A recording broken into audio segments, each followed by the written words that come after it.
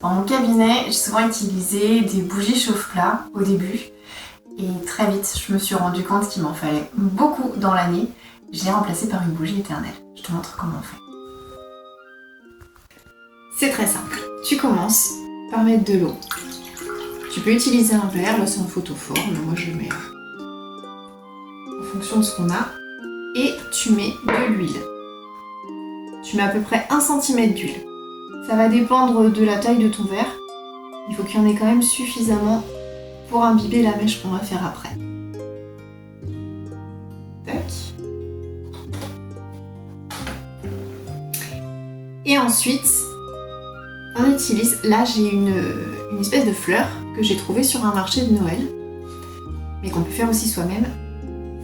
Et pour faire la mèche, on va utiliser un mouchoir ou du sopalin ou du papier toilette. On fait une petite bande, toute fine. Hop, qu'on roule.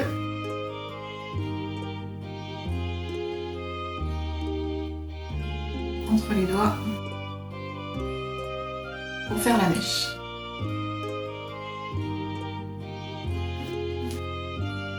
Tu vas mettre le bout de la mèche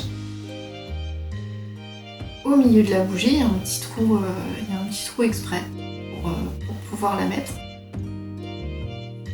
Et tu la places sur l'huile. Tu allumes une allumette.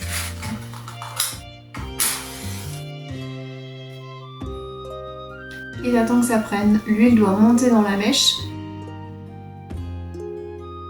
C'est pour ça qu'il faut un petit peu de temps.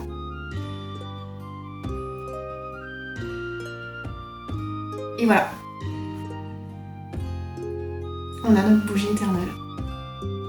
Elle va pouvoir brûler jusqu'à ce que soit la mèche soit complètement petite ou alors qu'il n'y ait plus d'huile dans le photophore. C'est assez sécuritaire. Si jamais tu t'en vas et que tu laisses la bougie, et ben au moins elle finira par s'éteindre tranquillement. Si elle se renverse, c'est l'eau qui prend le dessus. Et s'il y a un enfant qui met les doigts dedans, c'est juste de l'huile et de l'eau. Donc il peut mettre le doigt à la bouche, ça craint rien. Et si tu veux faire toi-même la petite fleur, tu peux utiliser un fond de bouteille que tu récupères. Les petites bouteilles de 50 centilitres, c'est idéal. Tu les découpes tout ici et tu fais un trou au milieu avec une perceuse. Et tu as le même système. Tu mets ta mèche dedans, tu la poses et ça fonctionne pareil. Très bonne activité pour les fêtes de fin d'année ou pour les anniversaires.